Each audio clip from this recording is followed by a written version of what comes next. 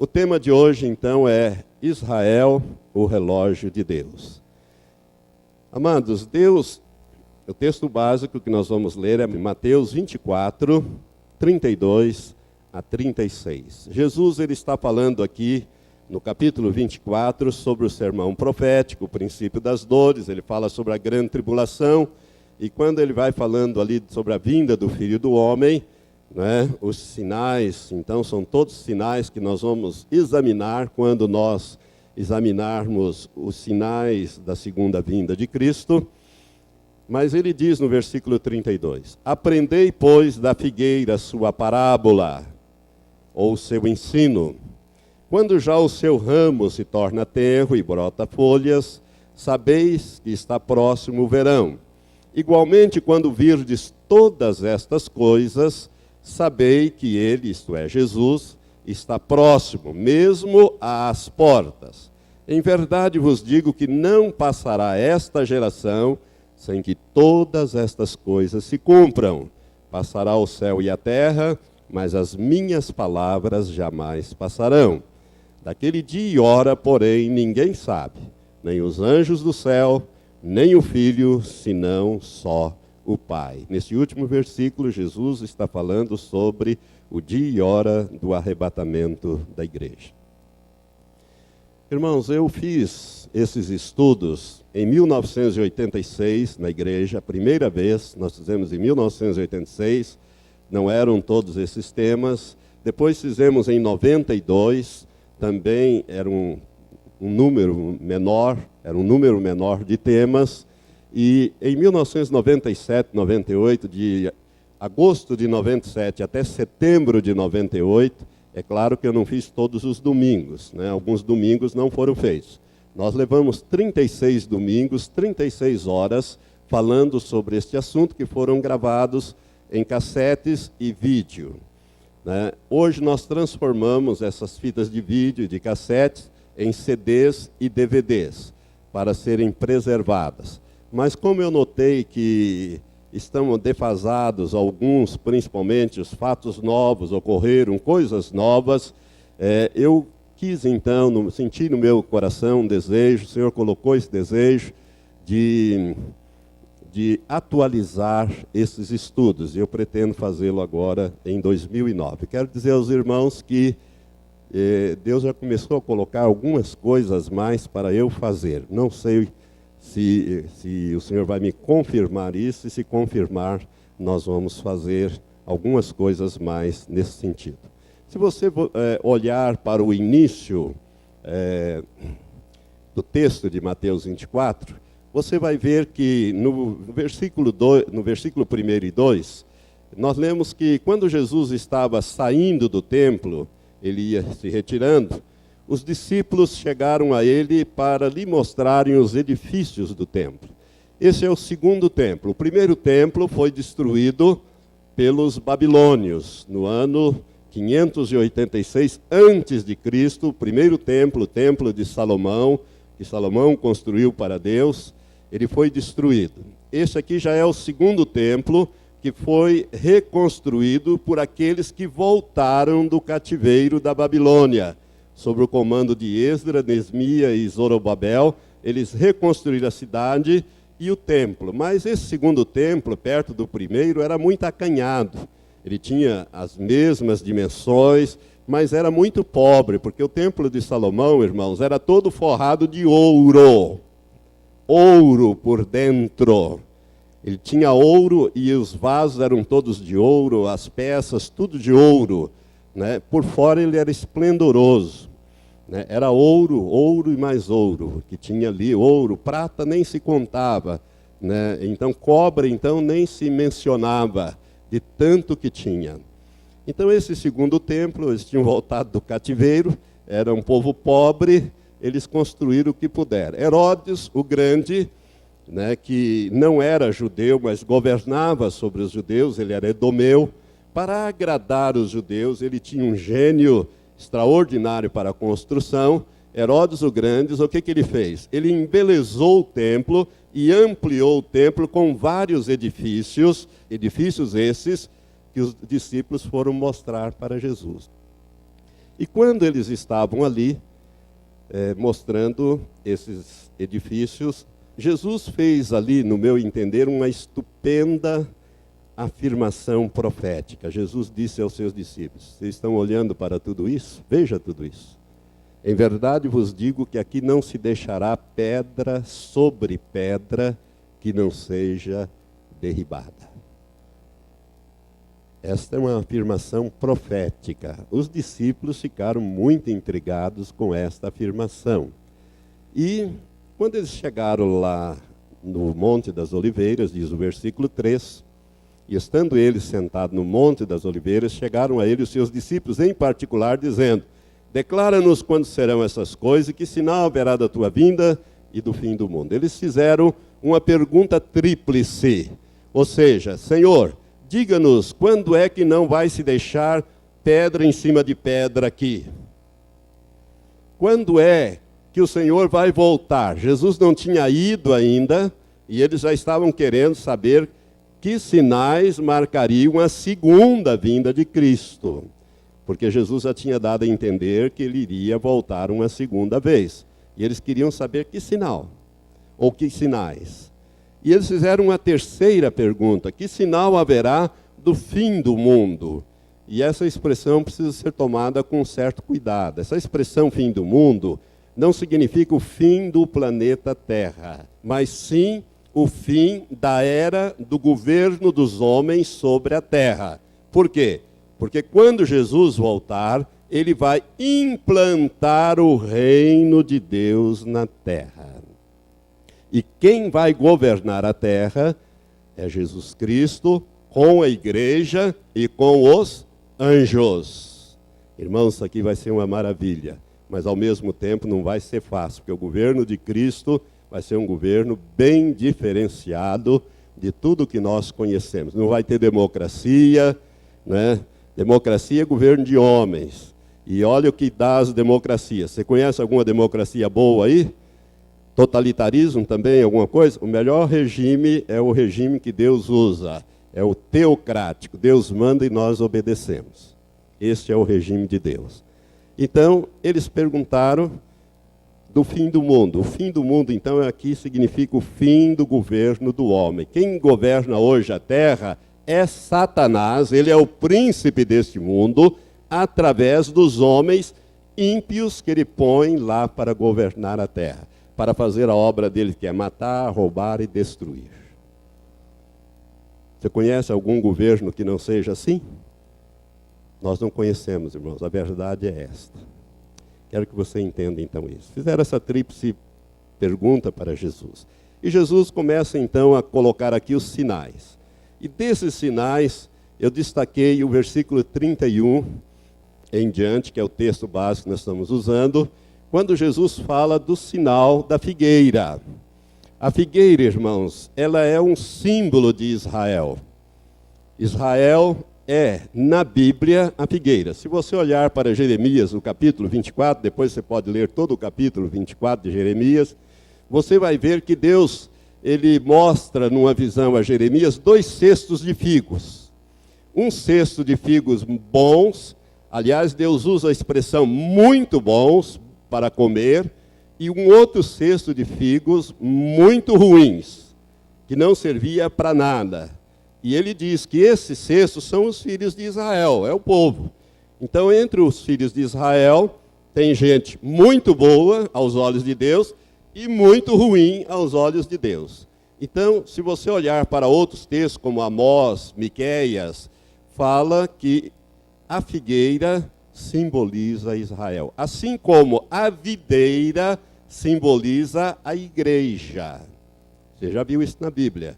João capítulo 15, Jesus diz: eu sou a videira verdadeira, meu pai é o lavrador ou viticultor, e vós sois as varas. Toda vara em mim que não dá fruto, o pai corta, e toda vara em mim que dá fruto, ele a limpa, para que dê mais frutos. Sempre no singular, porque se refere ao fruto do Espírito Santo em nós. A palavra em João 15 não é parábola, é doutrina pura. Jesus apenas usa como figura de linguagem a videira. Então, a igreja na Bíblia é descrita como a videira. Jesus é a videira verdadeira e nós estamos ligados a eles para produzir fruto. Mas Israel é a figueira. A figueira simboliza Israel. Agora Jesus faz uma afirmação espantosa aqui no versículo 34, quando ele diz sobre a figueira.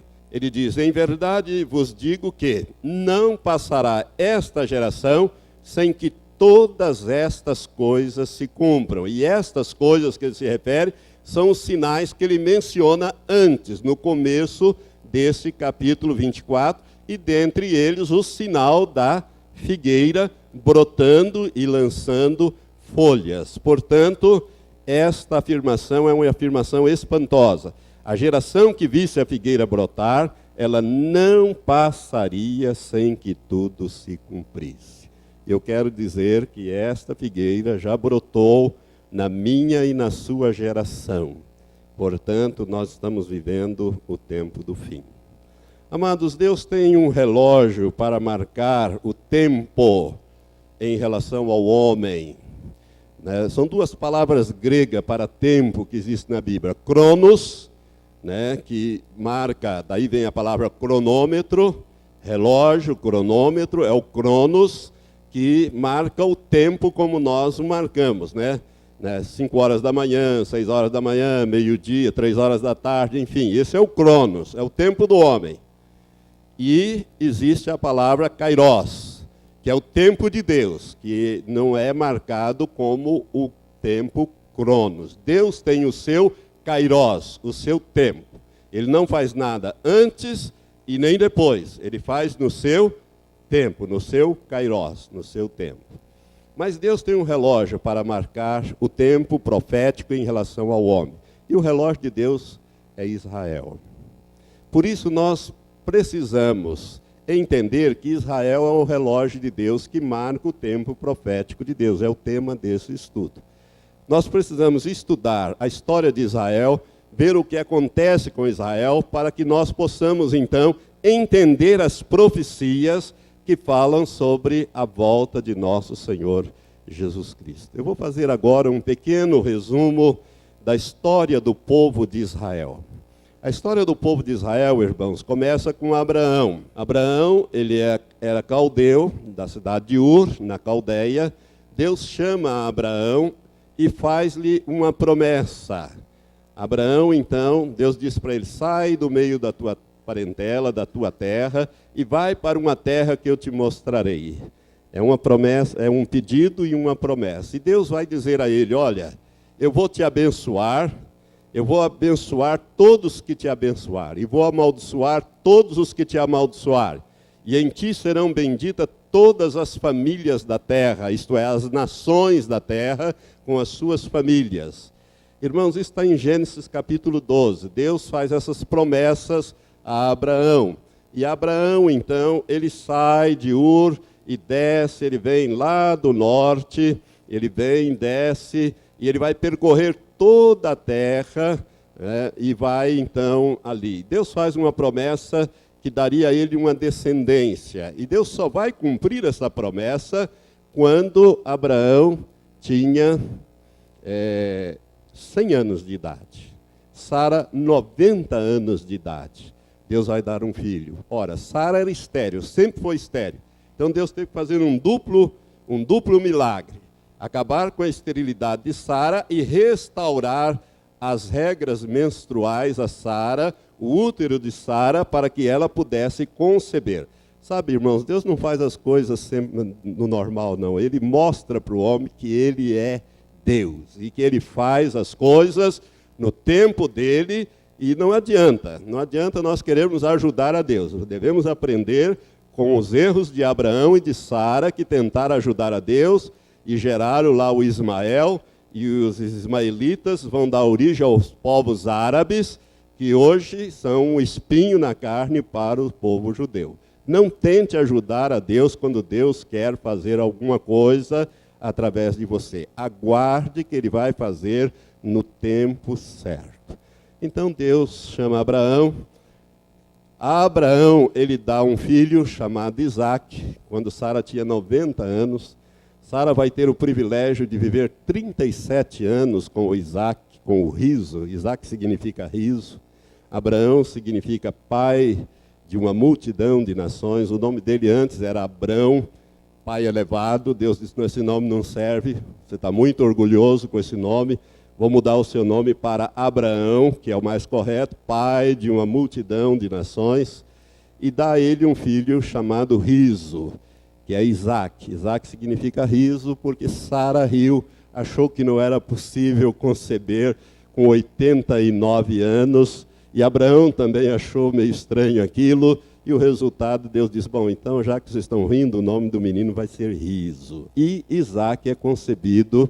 E Sara ainda pode viver 37 anos com seu filho, e Abraão morreu com 175, portanto ele viveu 75 anos ainda com Isaque.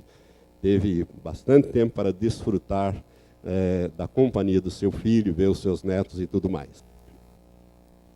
Isaque vai se casar e sua mulher também era estéril. Aliás, esterilidade aí parece ser uma constante, o Jacó também. Ele casa com a Raquel e a Raquel é estéril e Deus vai operar milagres tanto em Rebeca, esposa de Isaque, como em Raquel, esposa de Jacó. E então Isaque tem 2 filhos, Esaú e Jacó. E esse nome Jacó, Deus vai mudar para Israel, porque Jacó é um nome ruim, é um nome que tem um significado ruim. Significa suplantador ou enganador. Aquele que passa os outros para trás. Seria a lei do Gerson hoje, né? Então teria mais ou menos essa filosofia. E Jacó era assim, um espertalhão, né? E Deus vai, já depois que ele tem todos os seus filhos, quando ele está voltando para a terra dos seus pais, Deus muda, ele luta com um anjo de Deus, um anjo na forma humana, não na sua forma angelical, mas sim na sua forma humana, e este anjo, a pedido do próprio Jacó, que pediu para ser abençoado, o anjo muda o seu nome para Israel. A Bíblia usa Jacó, Israel, mas o nome dele passa a ser Israel. E essas promessas, irmãos, que foram feitas, eu quero dizer para você, olha, se você quer prosperar na vida, ame os descendentes de Abraão. Ame o povo judeu, o povo da promessa. Porque a promessa, ainda que ela tenha sido feita a Abraão, ela só vai se consolidar em Isaque. Porque a Bíblia diz, em Isaque será chamada a tua descendência. Para não deixar dúvida que não são os árabes, são os judeus. Em Isaque será chamada a tua descendência. Então, se tem muita gente que não gosta dos judeus, hostiliza os judeus, esse é um espírito satânico. Irmãos, o mundo odeia os judeus. Agora eu quero que você lembre que Jesus era judeu, a igreja primitiva era judia, né, os apóstolos todos eram judeus, e Deus não se arrepende dos seus dons. Então, se você quiser prosperar, Deus disse, abençoe, porque eu vou abençoar os que te abençoarem. Mas vou amaldiçoar os que te amaldiçoarem. E Deus não muda. E quando ele disse, em ti serão benditas todas as famílias da terra, ele estava falando de Jesus Cristo. Ou seja, Jesus é descendente de Abraão. E através de Jesus, todas as famílias da terra são abençoadas. Os 12 filhos de Jacó, ou de Israel, vão dar origem ao povo de Israel. Irmãos, nós sabemos que o 11º filho de Israel, ou Jacó, foi José. José foi, por uma questão de inveja dos seus irmãos, vendido como escravo para o Egito. Lá ele passou anos duros na prisão, perseguido, mas Deus era com José e Deus tinha um plano na vida de José. E Deus vai usar José para dar uma interpretação de um sonho que Faraó teve sobre 7 vacas gordas e 7 vacas magras. Deus dá a interpretação a José e o resultado disso é que José se torna o governador do Egito, uma espécie de primeiro-ministro. O faraó dá a ele o seu sinete real, o seu anel, e disse: olha, apenas no trono eu serei maior do que tu, mas fora do trono nenhum cachorro vai se mover no Egito sem a tua ordem. O faraó fala isso. E a partir daí então José se torna o governador do Egito. Como havia fome sobre a terra, Jacó, que é Israel, ele desce com seus 11 filhos, as suas noras, seus netos, 70 pessoas, até o Egito para fugir da fome e ser preservado da fome. O resultado é que outro faraó assume mais para frente e escraviza o povo de Israel, que estava crescendo muito. Essa escravidão vai durar mais de 400 anos. Olha como Deus age, irmãos. Deus vai formar uma nação num país rico, mas essa nação vai ser escrava, né? Essa nação vai ser escrava. E Deus, então, no devido tempo, vem Moisés nasce, hebreu, no caso, né? Descendente de Abraão, mas ele, por uma estratagema da sua mãe e da sua irmã mais velha, Miriam, ele acaba sendo criado no palácio de Faraó como príncipe do Egito, filho da filha de Faraó, instruído em toda a ciência do Egito, e mais tarde ele foge, ele vai para o deserto, ali Deus quebranta Moisés e o chama para ser o libertador do povo, do cativeiro.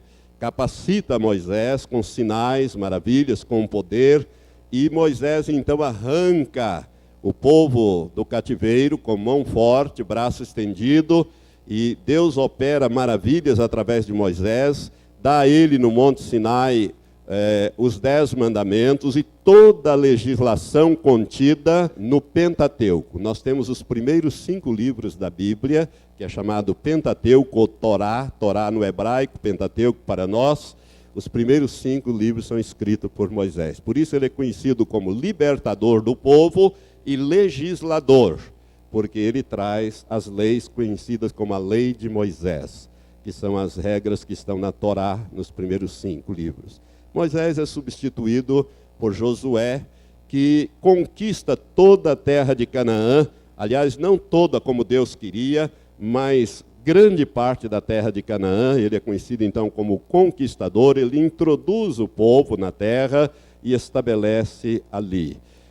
O que se segue vem o período dos juízes. Esse período vai durar mais ou menos 300 anos. E ali tem uma coisa curiosa, o povo peca, o povo é punido, Deus ele se arrepende, Deus levanta um juiz para libertar, ele é liberto, restaurado, torna a pecar, torna a cair e vai naquele ciclo. Isso dura mais ou menos 300 anos. Até que o último juiz, que foi Samuel, que era profeta também, ele, a mando de Deus, vai ungir os reis. O povo queria um rei, não queria mais ser governado por Deus através dos juízes. É aquela velha história, né? Nós sempre queremos imitar as coisas que nós vemos, sem pensar muitas vezes que Deus tem algo melhor para nós. Por isso, irmãos, nós temos que aprender com a história do povo de Israel. Deus dá Saul, que era no início um moço muito qualificado para isso, mas Saul desobedece a Deus, governa 40 anos, Deus erradica toda a descendência e passa para Davi. Deus unge a Davi e vai estabelecer então a casa de Davi. Davi governa também 40 anos, depois Salomão, seu filho, que vai edificar o primeiro templo, ele assume. Salomão, no final da sua vida, se desvia dos caminhos do Senhor, com idolatria, coisa que Deus abominava, e o resultado que Deus diz que vai dividir o reino em 2 reinos, o reino de Israel em 2 reinos, o reino dos hebreus em 2 reinos, e isso ocorre no governo de Roboão. Logo que o filho de Salomão assume Roboão, Deus divide o reino por volta do ano 935 a.C., ele divide o reino em 2 reinos. O reino do norte, que ficam as 10 tribos, e no reino do sul, 2 tribos, a tribo de Judá e a tribo de Benjamim. Jesus é da tribo de Judá, ele é descendente da tribo de Judá, ele vem do reino do sul. Paulo era da tribo de Benjamim, também do reino do sul. Por quê?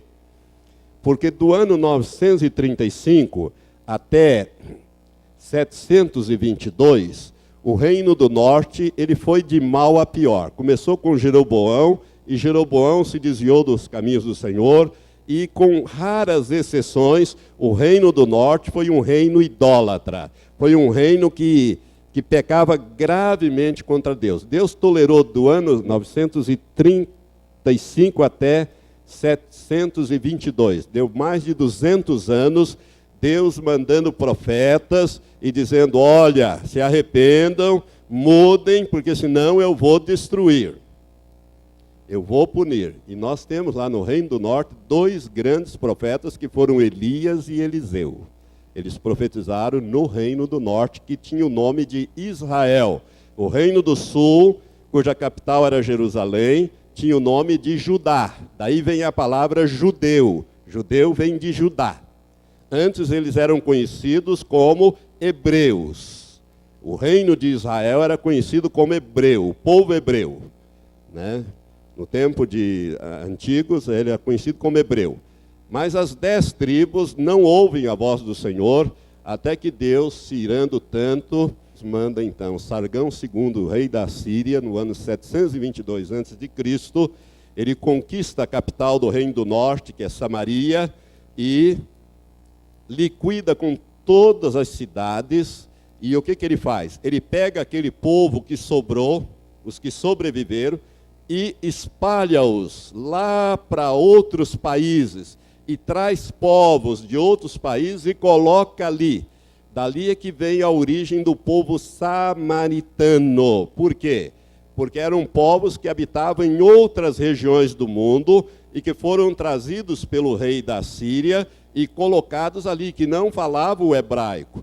Mas alguns poucos povos, alguns poucos habitantes de Samaria fugiram para as cavernas, para os montes, aqueles mais pobres que moravam no campo, e depois eles voltaram.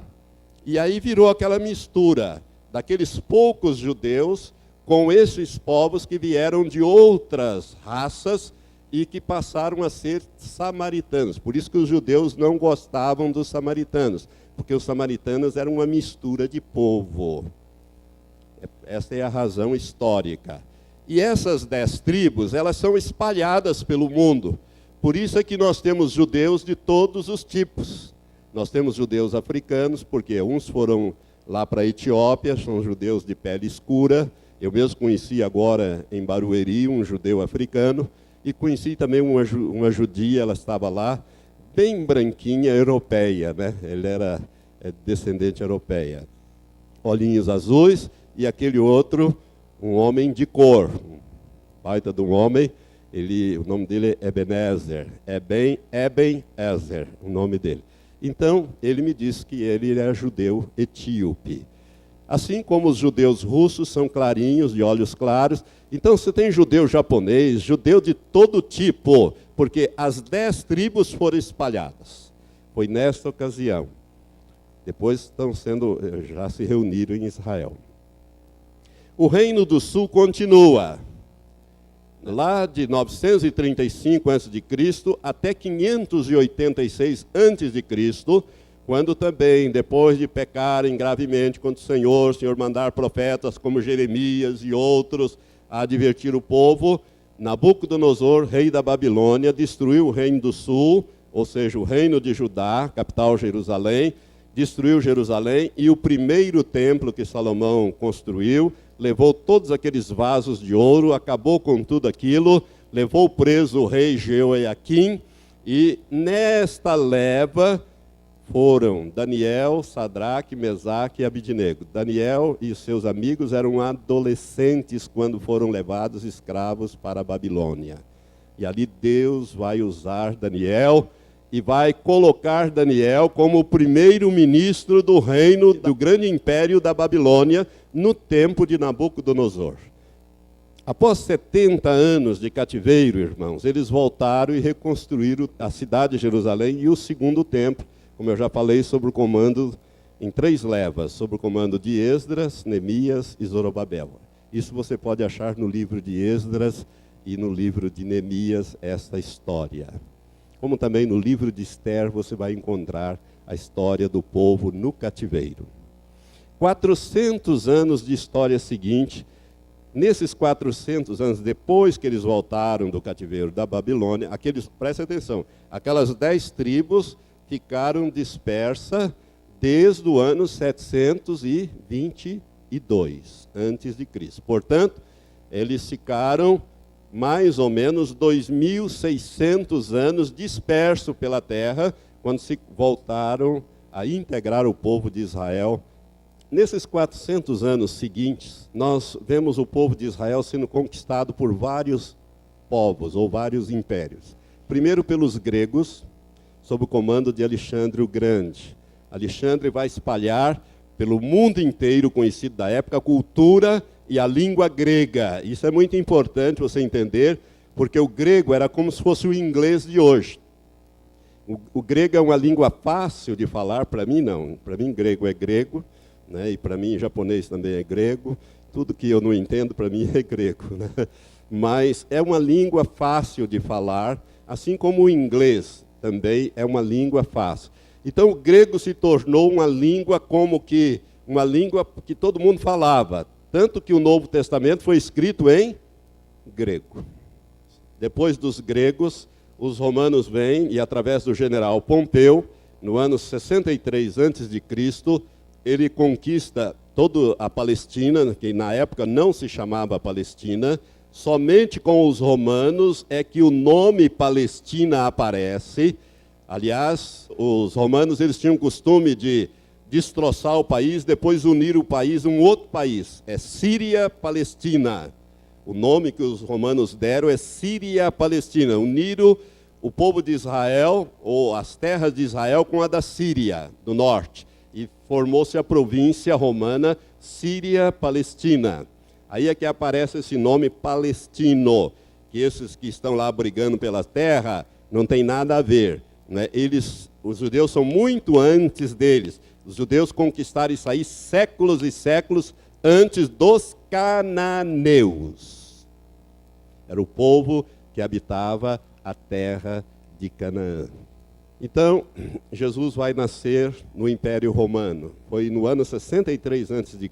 que Pompeu anexou as terras, vamos dizer assim, Israel, a Síria e todos aqueles povos ali, eles conquistaram tudo, anexou ao Império Romano. Jesus nasce sob o governo de César Augusto Otaviano ou César Augusto Otávio.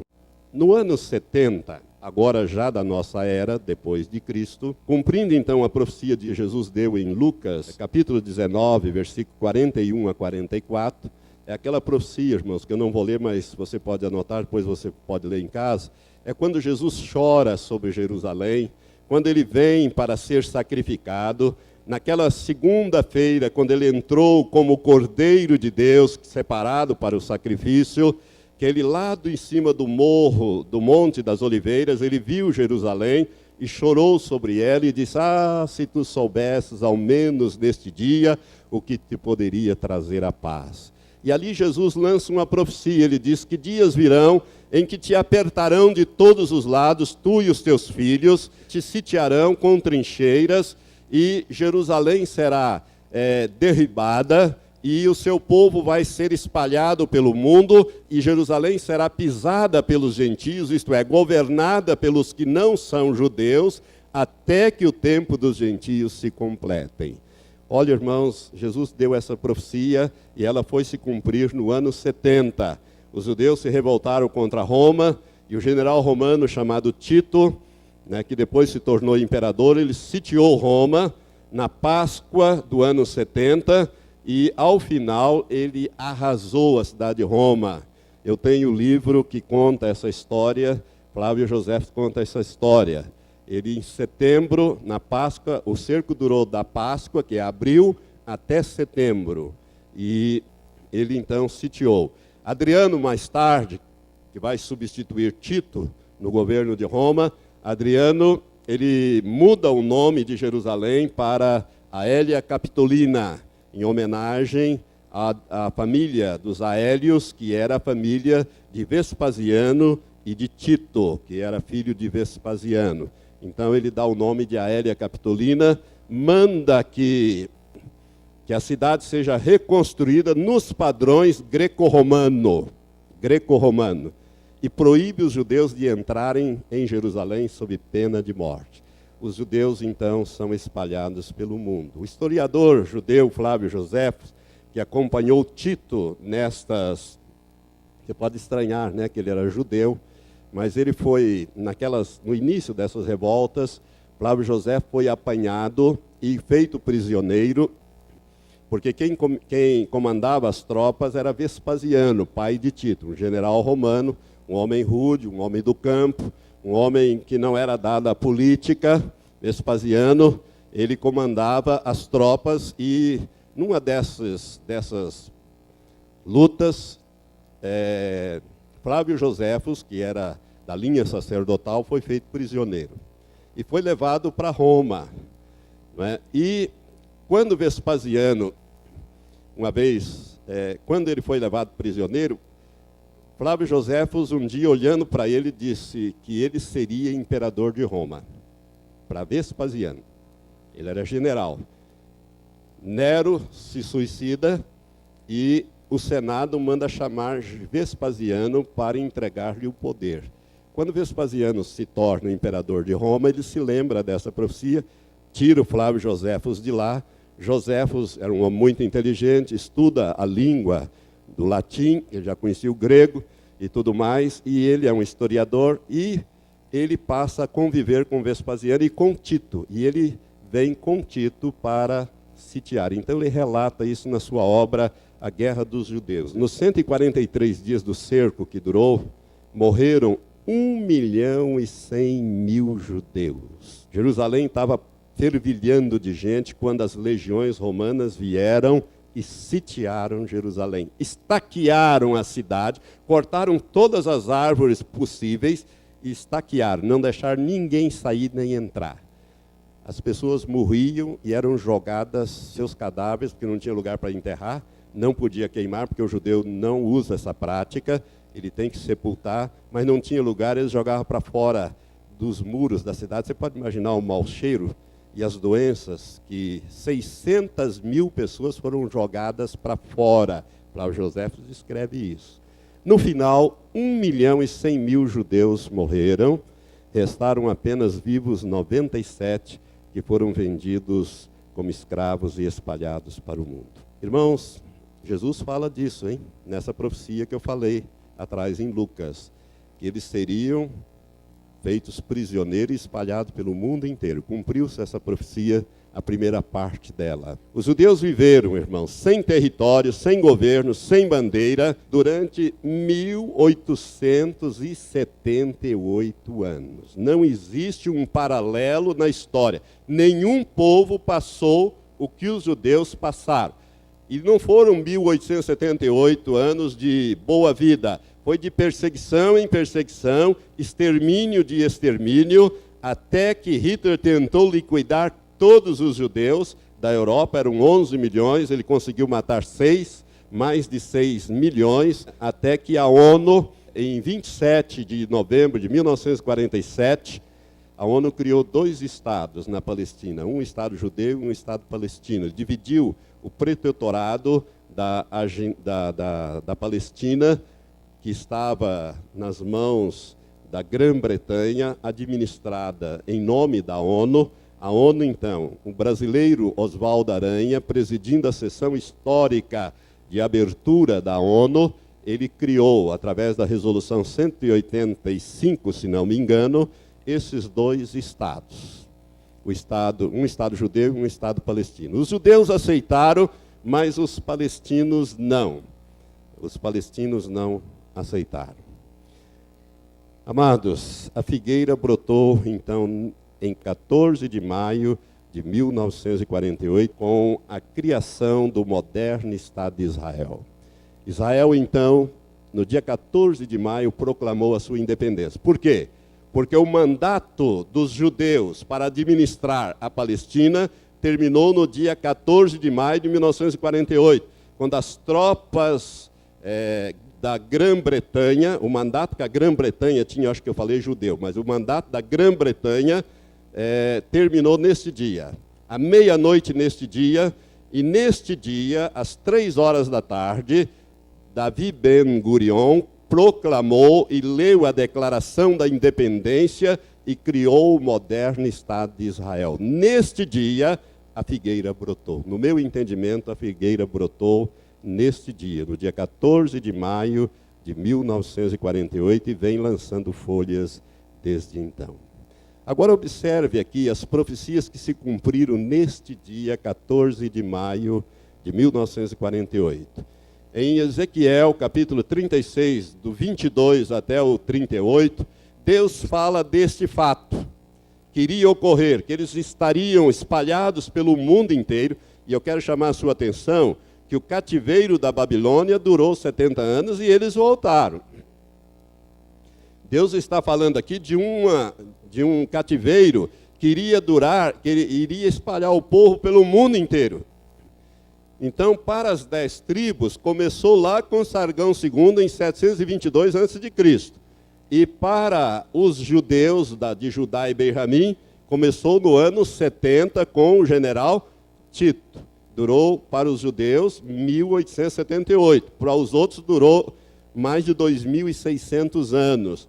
Até que eles então voltariam. O versículo 24 desse texto que eu destaquei diz, Deus diz, pois vos tirarei dentre as nações e vos congregarei de todos os países e vos trarei para a vossa terra. Ezequiel 37, 21 e 22, Deus torna a repetir esta promessa. Veja, Ezequiel foi escrito há 2.600 anos atrás, irmãos. É uma profecia que tem 2.600 anos. E eles foram espalhados por Sargão II, as 10 tribos, mas as outras 2 somente no ano 70 da nossa era. E no versículo 21, Deus diz assim, dize-lhes, pois, assim diz o Senhor Deus, eis que eu tomarei os filhos de Israel dentre as nações para onde eles foram, e os congregarei de todos os lados, e os introduzirei na sua terra. Isso aqui cumpriu-se no dia 14 de maio de 1948. Eu posso dizer que começou a cumprir-se em 14 de maio. Iniciou o cumprimento e já está quase terminando. Porque Israel cada dia mais recebe imigrantes do mundo inteiro. Agora, esta profecia aqui, para mim, ela é tremenda. Isaías 66, versículo 8, ele faz uma série de perguntas através do profeta. Quem jamais viu tal coisa? Quem viu coisa semelhante? Poder-se-ia fazer nascer uma só terra num só dia? Nasceria uma nação de uma só vez? Mas logo que Sião esteve de parto, deu à luz os seus filhos. Irmãos, uma nação não nasce num dia. Preste atenção nisso. Só Israel nasceu num dia. Preste atenção nisso. O Brasil foi descoberto em 1500. Foi colonizado, alguns séculos depois começou a colonização, né?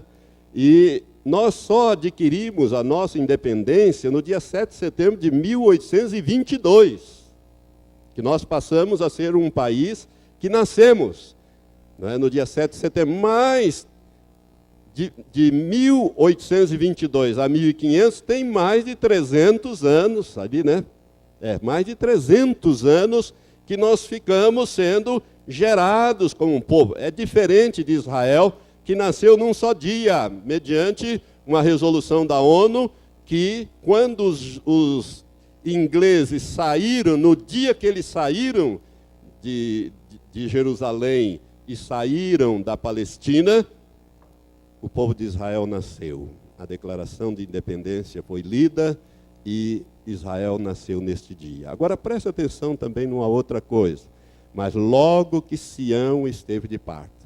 A palavra Sião significa literalmente monte ensolarado. É o Monte Sião. Tem 2 montes de frente do Monte das Oliveiras.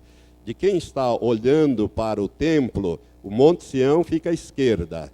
E o Monte Moriá, onde tem hoje 2 mesquitas, mas aonde foi construído o primeiro e o segundo, e será reconstruído o terceiro templo, ele fica à direita, é a esplanada ali do Monte Moriá, onde a esplanada do templo.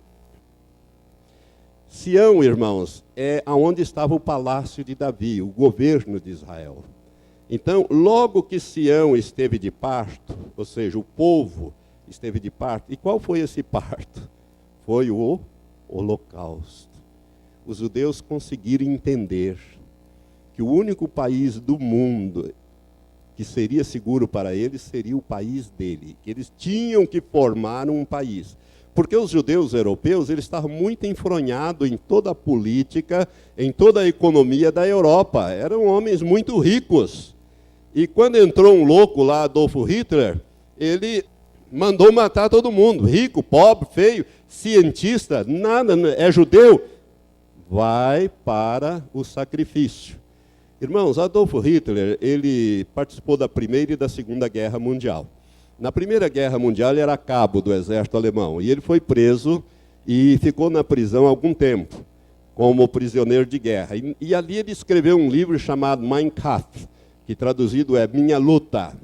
E neste livro, ele prega, pura e simples, a destruição do povo judeu, que mais tarde ele vai implementar quando ele se torna o chanceler da Alemanha, o Führer. E através do Partido Nacional Socialista, nazismo, nacional socialista. Então, nazismo, daí a palavra nazismo vem, é uma sigla que é do Partido Nacional Socialista. Ele funda esse partido e através desse partido ele chega ao poder e documentos que foram capturados e depois liberados mostram, inclusive, o teor de uma conversa que Hitler teve com um dos seus principais assessores, em que ele dizia que se os judeus não existissem, ele os inventaria, porque ele precisava de colocar todas as desgraças da Alemanha em cima de um povo, e ele escolheu os judeus para isso. Porque entre a Primeira Guerra e a Segunda Guerra, a Alemanha perdeu a Primeira Guerra e perdeu a Segunda Guerra. Mas entre a Primeira e a Segunda, a inflação da Alemanha, quem conhece a história, sabe que a inflação da Alemanha, irmão, bateu a nossa inflação no tempo, naqueles tempos passados, do Sarney aí, mas muito. Você tinha que levar um saco, literalmente um saco de dinheiro, marco, para comprar um pão. A inflação, ela mudava o dinheiro, o valor do dinheiro mudava de hora em hora. Então ele disse que o culpado de tudo isso eram os judeus. Ele convenceu o culto povo alemão de que os judeus eram os responsáveis por tudo isso. Por isso que a Alemanha saiu doida matando o judeu. Ele disse, se os judeus não existissem, eu os inventaria para colocar a culpa em cima deles. Mais de 6 milhões de judeus foram destruídos. Após brotar, então, como figueira, a Bíblia diz que a figueira iria lançar folhas. Lançar folhas significa crescer, se tornar volumoso, né? Quando uma figueira vai brotando, vai lançando folhas e criando fruto. Então aqui nós temos as guerras modernas do Estado de Israel. A Guerra da Independência, irmãos. Israel proclamou a sua independência em 14 de maio de 1948. No dia seguinte, ele foi invadido por 6 países árabes, que na época tinham uma população de 30 milhões de habitantes, e Israel tinha uma população de apenas 700 mil judeus. Nesta guerra morreram 5 mil soldados árabes e 6 mil judeus. Mas Israel ganhou a guerra. Contra todas as possibilidades, ninguém apostava um tostão que Israel venceria esta guerra. Tanto que os generais desses 6 países árabes, né, que foram o Egito, a Síria, o Líbano, a Jordânia, o Iraque e também a Arábia Saudita, mandaram tropas. Irmãos, eles diziam assim, olha, nós vamos riscar Israel do mapa. os que sobraram nós vamos afogar no mar Mediterrâneo, que a costa oeste de Israel é o mar Mediterrâneo. Então eles invadiram Israel com poucas armas. Deus guerreou esta guerra. Os relatos dessas guerras são extraordinários. Os soldados se rendiam assim aos soldados judeus porque eles viam anjos. Isso é relatos de documentos liberados há algumas décadas atrás. Se eu fosse trazer aqui e ler para os irmãos, eles viam anjos no meio dos exércitos de Israel. E eles ficavam com medo, eles fugiam dos poucos soldados israelitas. Deus guerreou esta guerra, aliás, todas as guerras Deus esteve presente. Quem é que protege o povo de Israel? O arcanjo Deus, através do arcanjo Miguel. Miguel é o grande príncipe que se levanta em favor dos filhos do seu povo. O protetor de Israel é o arcanjo Miguel. O arcanjo Miguel é o anjo mais poderoso que existe. Por isso, os árabes jamais vão ganhar uma guerra contra Israel. Deus disse que ia plantá-los lá e nunca mais eles seriam desarraigados de lá. Deus plantou, ele cumpriu essas profecias. Mas é interessante que nessa época os generais, os líderes árabes, eles diziam que eles iam liquidar com Israel. Vinde, risquemo-lo dentre as nações, diz o Salmo 83:4. E não haja mais memória do nome de Israel. Não só os generais daquela época, mas também o atual presidente do Irã.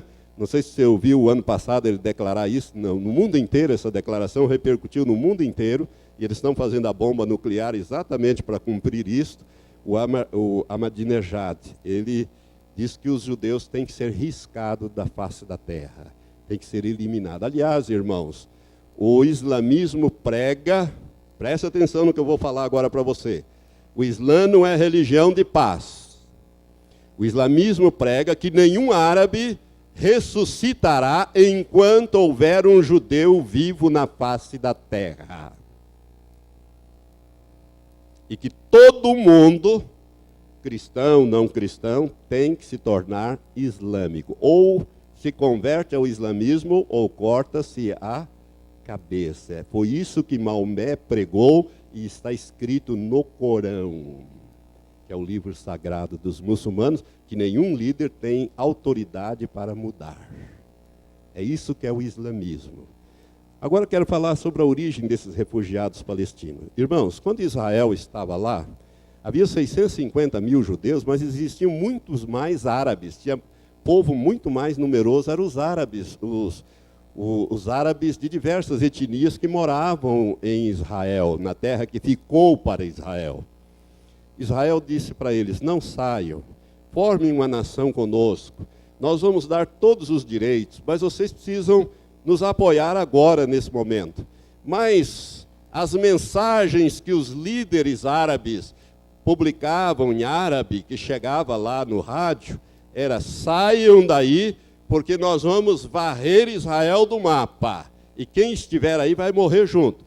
Saiam, depois vocês voltam. Depois que nós conquistarmos, destruirmos todos os judeus, vocês voltam e tomam conta de todo o país. Aí a ONU vai ter que reconhecer, porque é uma realidade de fato, que não existe mais judeu ali em Israel.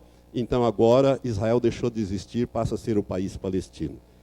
Milhares saíram, mais de 900 mil árabes que moravam ali, saíram e foram para a Jordânia, foram para a Síria, foram principalmente para a Jordânia, para o Egito, aguardando o resultado da guerra. Acontece que Israel, contra todas as possibilidades, ganhou a guerra e impediu que eles voltassem. Esses são os chamados refugiados palestinos, que os árabes, ao invés de integrarem ao seu território, eles fizeram guetos, campos, colocaram eles lá como manobra política. E tem os guetos lá no Líbano, tem na Síria tem poucos, na Jordânia tem mais palestino do que jordaniano. Porque eles se multiplicam assim espantosamente, né? Como disse alguém, como rato, assim, se multiplicam mesmo. né? E eles crescem, né? No Egito, idem. E agora Israel não permite a volta deles, como eles saíram. Israel pediu para não sair, saíram. Então essa é a origem dos refugiados palestinos. Israel não os mandou embora, eles foram confiando nas promessas dos árabes, dos líderes árabes que perderam esta guerra. Em 1953, houve uma guerra com o Egito. Israel, nessa guerra, ele conquista a península do Sinai e chega até 16 quilômetros do canal de Suez. Mas por pressão internacional, inclusive dos Estados Unidos, ele se retirou para o seu território. Mas nessa guerra ele também venceu. Em 1967, nós tivemos a chamada Guerra dos 6 Dias, que foi a guerra contra o Egito, a Jordânia, a Síria e o Iraque, com o apoio do Irã, da Arábia Saudita e de mais outros países, como o Sudão, a Argélia e outros países que, inclusive, chegaram a mandar tropas. Nesta guerra morreram 28 mil soldados árabes e apenas 766 soldados judeus nesta guerra. Nesta guerra dos 6 dias, irmãos, Israel conquistou as colinas de Golã, ao norte, que pertenciam à Síria. Por que essas colinas Israel não devolveu? Porque nas colinas de Golã estão as nascentes do rio Jordão. O rio Jordão, a palavra Jordão significa o que desce. Ele desce do Monte Hermon, porque ali ordenou o Senhor a vida e a bênção para sempre. Vida é água. Então, ele desce das nascentes do Hermon, ele desce e desemboca no mar da Galileia, que é um grande lago de água doce. Tem 20 quilômetros de extensão por 6 quilômetros de largura e bem profundo. Ali está a grande reserva de água de Israel. Então, isso pertencia à Síria. A Síria poderia desviar as nascentes para a Síria. E aí ia secar a água de Israel. Israel, então, nesta guerra, toma as colinas de Golã e toma a cidade velha, a parte velha de Jerusalém, que é onde estão a parte histórica, religiosa, e anexa tanto a parte velha, tornando Jerusalém, por lei, a sua capital eterna do Estado de Israel. E as colinas de Golã ele também anexa. Israel ainda conquistou os chamados territórios, que têm sido objetos de negociações várias com os palestinos, e que esses territórios já custaram a vida do premier Isaac Rabin.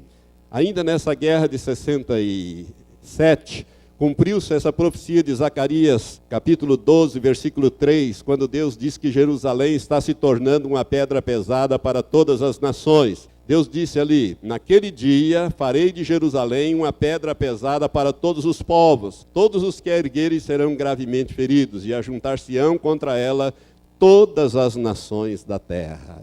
Começou o cumprimento dessa profecia nesta guerra de 1967, de junho de 1967. Jesus disse também, em Lucas 21, 20 a 24, ele disse, Jerusalém será pisada pelos gentios, isto é, os que não são judeus, os estrangeiros, até que o tempo destes se completem. Sabe quando completou? Dia 8 de junho, aliás, dia 6 de junho de 1967, Moshe Dayan tomou a parte velha da cidade, e no dia 8 ela foi anexada ao território de Israel. E depois, mais tarde, por uma lei, ela foi proclamada a capital eterna de Israel. Cumpriu-se essa profecia. Hoje, os gentios pisam lá a cidade, os visitantes moram lá, mas ela é governada por judeus. Desde o tempo de Tito, no ano 70, até Moshe Dayan, o general que comandou os exércitos de Israel na Guerra dos 6 Dias, 1967, quase 1.900 anos se passaram e os judeus estiveram fora do governo da cidade. Irmãos, é interessante notar que aquela resolução da ONU, presidida por Oswaldo Aranha, em novembro de 1947, ela previa que Jerusalém teria um status de cidade internacional. né, que depois, isso por 2 anos, e depois o povo em plebiscito iria resolver se continuava assim ou não. Mas Israel não aceitou esta parte da resolução. E depois que ele conquistou, ele anexou. Hoje, o Papa quer internacionalizar Jerusalém, os judeus a têm por sua capital eterna, não abre mão, e os palestinos querem pelo menos a parte velha, que foi tomada da Jordânia, como a capital do seu futuro Estado palestino. Jerusalém se torna, então, uma pedra pesada para todas as nações. Em 1973, tivemos a guerra chamada Yom Kippur. A palavra Yom Kippur significa dia do perdão ou dia da expiação. É o dia mais sagrado para os judeus. Neste dia, Israel foi atacado de surpresa pelo Egito e pela Síria e Jordânia e o Iraque pelo norte.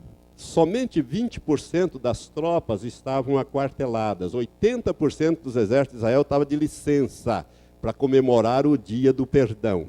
Neste dia, esses países atacaram Israel de surpresa e invadiram, irmãos. As populações dos países árabes nessa época eram 110 milhões e a dos judeus 3 milhões, somando tudo, 3 milhões.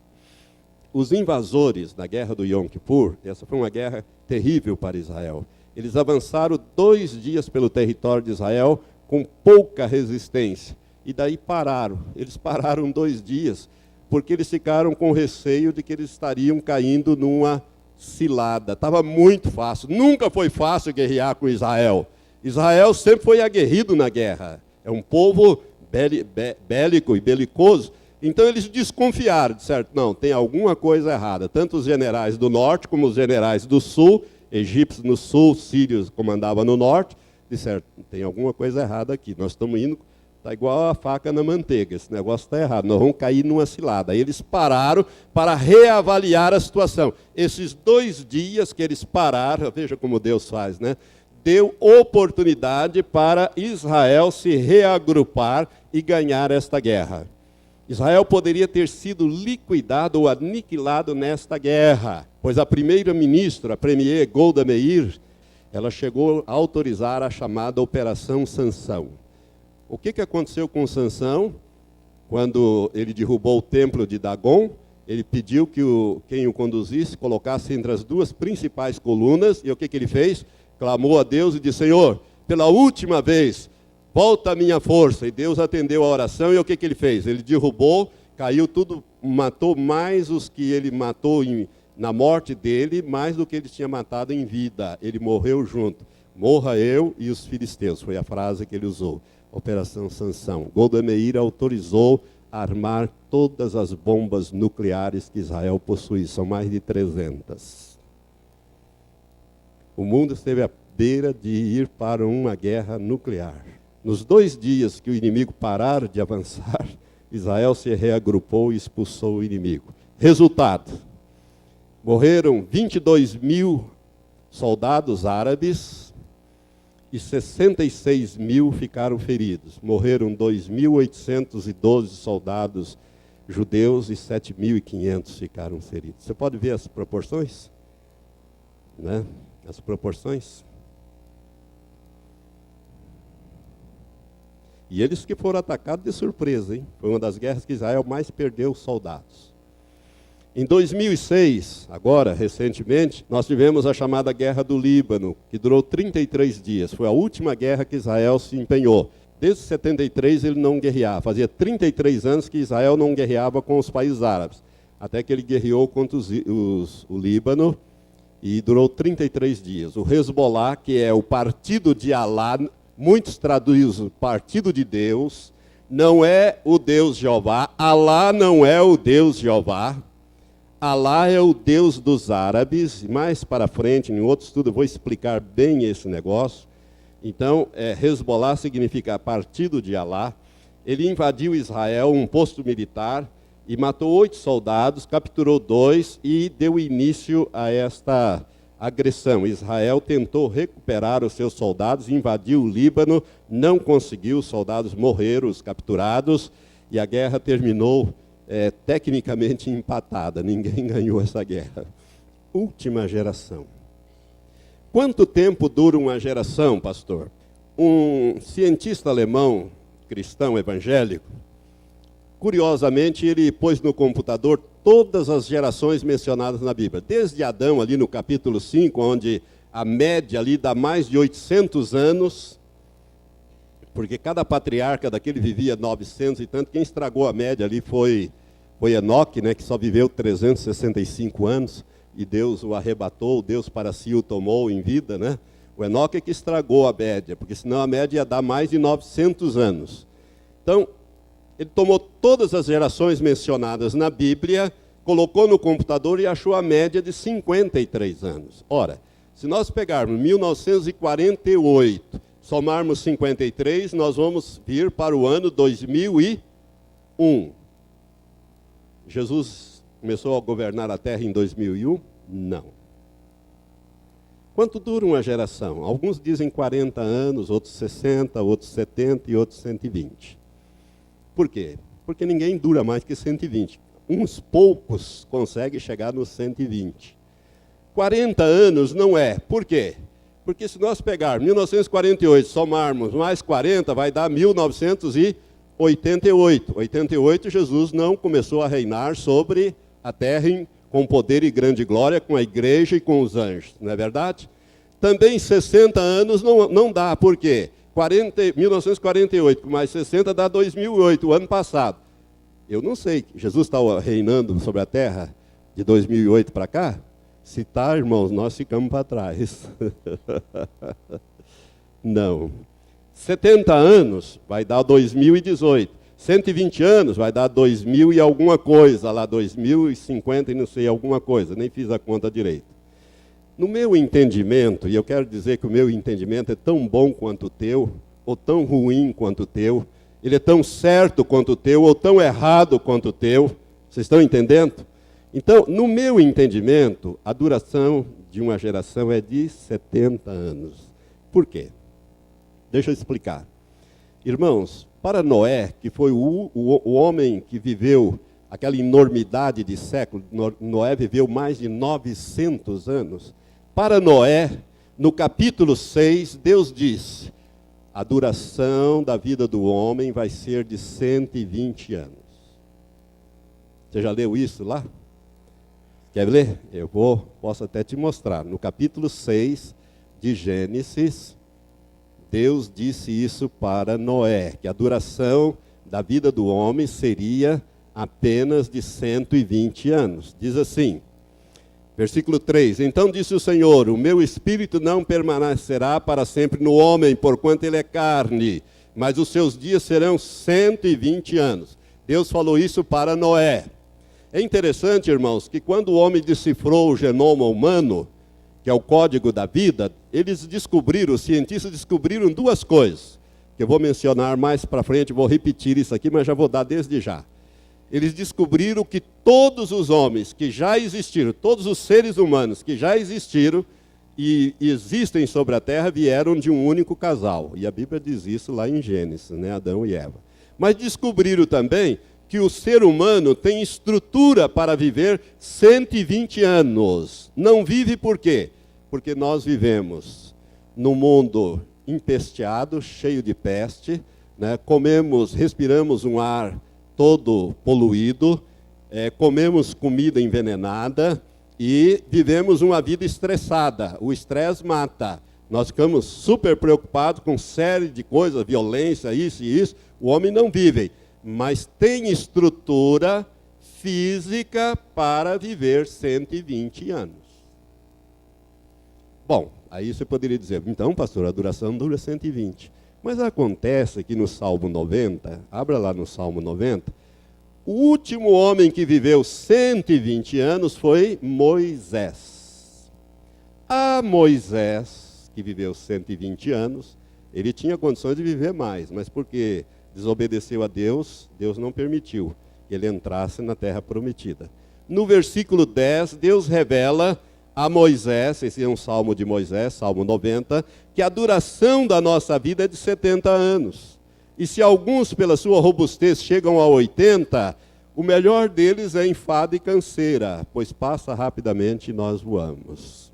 Quantos anos nós vivemos hoje? 70 anos em média, não é verdade? Alguns não chegam nem isso. Meu pai morreu com 53, minha mãe com 73, mas eu já estou nos 65, estou chegando lá, né? Pastor Benedito chegou a 80 agora em maio, graças a Deus. Mas o que está acontecendo? O melhor é enfado e canseiro, imagina o pior. Irmãos, a partir de Moisés foi caindo a média. Josué viveu 110 e foi caindo. Davi emplacou 70, mas olha, quase que não chegou. Salomão também 70. E dali para frente foi caindo, caindo. Na Idade Média chegou a 34. A média de vida na Idade Média. E depois começou a melhorar na Idade Moderna. Hoje nós temos aí uma média de 70 e poucos anos. Mas Deus diz que a duração da nossa vida é de 70 anos. Para mim, uma geração dura 70 anos. Amados, se esta especulação minha estiver certa, se a figueira realmente simbolizar Israel, como a Bíblia mostra que simboliza, e se a geração durar 70 anos, como eu penso que dura, conforme eu acabei de explicar aos irmãos, então Jesus deverá estar reinando com seu reino milenial sobre a terra por volta do ano 2018, porque se nós somarmos 1948 mais 70, vamos para o ano 2018, 2020. 2018, 2020, mais ou menos. Por quê? Porque vai se completar os 70 anos. Que anos nós estamos, irmãos? 2009. Para o 2018 faltam quantos? Para o 2020 faltam quantos? 11. Mas isto Jesus terá que ter retornado e implantado o seu reino milenial na terra. Todas as coisas têm que estar cumpridas. Jesus diz, pode passar os céus e a terra, mas as minhas palavras jamais passarão. Agora, daquele dia e hora, ele disse, ninguém sabe. Nem os anjos do céu, nem o Filho. Quando ele estava em carne, ele não sabia. Quando eu falar sobre o arrebatamento, eu vou explicar por que ninguém sabia. Ele está falando ali do arrebatamento, um determinado dia e uma determinada hora. Agora, preste atenção. Por que eu coloquei também 2020? Porque eu gosto de dividir a vida do homem, do ser humano, em 4 estações. São as 4 estações, primavera, verão, outono e inverno. Não é isso? Então, se você pegar os primeiros 18 anos, do 0 a 18, é tudo flores. É uma maravilha, né? Não tem responsabilidade. Você não vê ninguém com cabelinho branco nessa idade, né? Então, tudo flores, tudo é novidade, tudo é coisa bonita, tudo é novidade. Dos 18 aos 36, é o verão. Verão é a estação forte, é a força. Você já está cursando ou está entrando num curso superior, você tem objetivo, você casa, você gera os filhos, né? Deveria estar casado e gerando filhos, né? Se não está, é bom você ir se preparando. Você gera os filhos, você adquire uma propriedade, uma casa, os carros. Dos 18 aos, depois que se serve lá no exército, no governo, né? Nas Forças Armadas, e até os 36. É o verão, estação forte. Dos 36 aos 54, é o outono, a estação mais linda, né? As flores assim começam a cair, ficar amareladas. Algumas irmãs já passaram a mão aqui assim, começam a aparecer as rugas. Também, né? Dos 34, não, dos 18, 36 aos 54. Então, é a estação do outono. Aí vem os netinhos, você brinca com os netinhos, né? É uma maravilha, é uma maravilha, né? O Rodrigo atrasou um pouco, mas nós estamos aí. Ele e a Samanta atrasaram um pouco, mas estamos curtindo a Heloísa, né? Mas, via de regra, você já está com os netos, né, Iracema? Uma beleza, você está curtindo os netos, é gostoso, você viaja, já está aposentado, ou está chegando na aposentadoria, já não tem mais aquelas preocupações, a vida já tem uma outra conotação. E dos 54 até os 72, por isso que eu botei 2020 ali, até os 72 é o inverno, né? O inverno é aquela estação que a gente vai encolhendo, ficando dentro de casa, né? Frio, tudo, né? Roupa. Aí você começa a declinar. Quando você está batendo nas travas dos 70, a coisa vai começando a apertar. Aperta, irmãos, eu estou com 65, eu sei o que eu estou falando. Eu estou chegando lá. A nossa vida, ela tem mais ou menos esta duração. Jesus disse que daquele dia e hora, porém ninguém sabe, nem os anjos do céu, nem o Filho, senão só o Pai.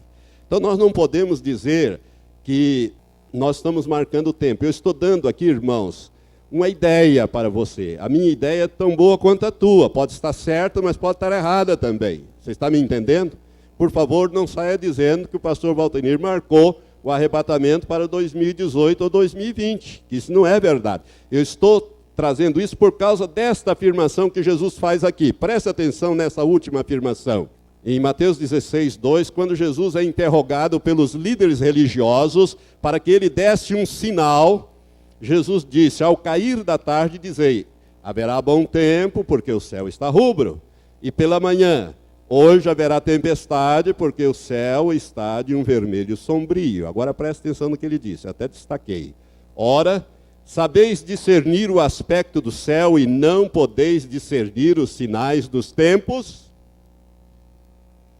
Então a nós cumpre discernir os sinais dos tempos, das proximidades, daquilo que Jesus falou, que quando essas coisas estivessem acontecendo, ele estaria às portas, e não passaria a geração que visse esses sinais acontecer, sem que tudo se cumprisse. Poderia passar o céu, poderia passar a terra, mas as suas palavras jamais passariam. Vamos ficar em pé. Aleluia. Pai Santo, eu quero te agradecer por esta manhã, quando pudemos compartilhar, Senhor, esta palavra.